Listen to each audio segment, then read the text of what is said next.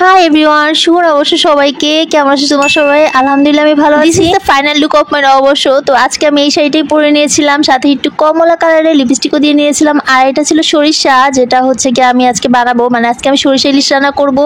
আর আজকে আমি খুদের ভাত করবো, কারণ হচ্ছে আমাদের বাসায় কেউ পান্তা ভাত তেমন একটা পছন্দ করে না। এদিকে দেখো আমি অনেক কাটাকাটি করতে বসে গেছি, কি করব এখন, কাজই করা লাগে। তো আমি আজকে কাজ করা শুরু করে দিয়েছি। আর আম্মুকে বলেছি একটু ইলিশ মাছটা ছিঁড়ে দিতে। এই ইলিশ মাছটা আমি নিয়ে আসছি, তেমন একটা ভালো করে নেই, আম্মু অনেক বকা দিয়েছে। মাছ আমি কিনতে পারি না, কি করবো গাইস, যেটা পেয়েছি সেটাই নিয়ে আসছি। আজকে সকাল থেকে অনেক ব্যস্ত, মানে অনেক বেশি ঘুমিয়েছি। ঘুম থেকে উঠে বিকালবেলা মানে সন্ধ্যাবেলা চিন্তা করলাম যে আজকে একটু পয়লা বৈশাখ পালন করা যাক। সন্ধ্যাবেলা বের হতে চেয়েছিলাম, কিন্তু বোন বাসা ছিল না, তাই বের হওয়া হয় নাই। আর খুদে ভাত রান্না করার সময় আমি অবশ্যই খুদে চালের মধ্যে মুসুরির ডাল আর এক মুঠ মুগের ডাল দিয়ে দিই, যাতে সুন্দর একটা গান আসে। আর সরিষাটাকে আমি একটু ভিজিয়ে রেখেছিলাম 15 মিনিট থেকে 20 মিনিট, সাথে কাঁচামরিচ ভিজিয়ে রেখেছিলাম, একটু লবণ দিয়ে ভিজিয়েছি।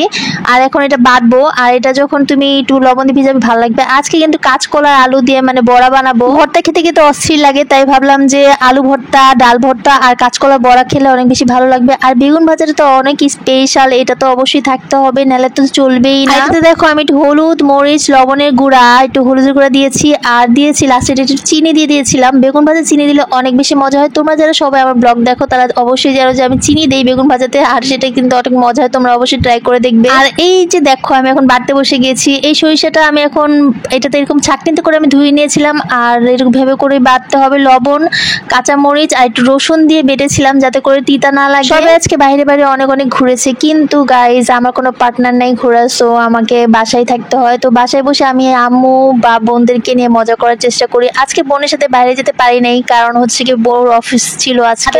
ধোয়াধুয়ি কাজ শেষ করে আমি চিন্তা করলাম আজকে এই শাড়িটা আমি পরবো। তো আলমারি থেকে এই শাড়িটা বের করে নিয়েছি। আর এটা একটু সাদা, একটু হলুদ টলুদ আর লাল মিক্স করা ছিল। 2 মিনিটে রেডি হয়ে আসছে। This is the looking of my sari. আর আমি কুচি তেমন একটা ভালো করে দিতে পারি না, শাড়িও তেমন পরতে পারি না, যা পরি মোটামুটি পরি আর কি। আচ্ছা, শাড়ি পরে আমাকে কেমন লাগতেছে বলো তো? এই শাড়িটা আমি আমার খালামণির কাছ থেকে নিয়ে আসছি, কারণ আমার বাসায় কোনো শাড়ি নেই, আর আমার আম্মু তেমন একটা শাড়ি পরে না। তো এটা হাতটা পুরো খালি খালি লাগতেছিল, ভাবলাম যে হাতে কি পরা যায়, তো এটাকে ক্লিপ করে নিয়েছিলাম।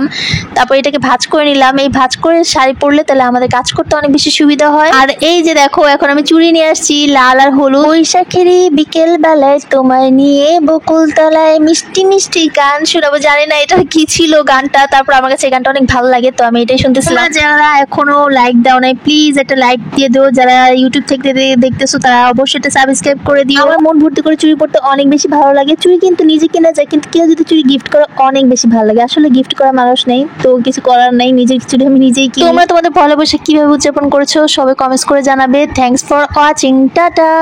সবাইকে পয়লা বৈশাখের অনেক শুভেচ্ছা।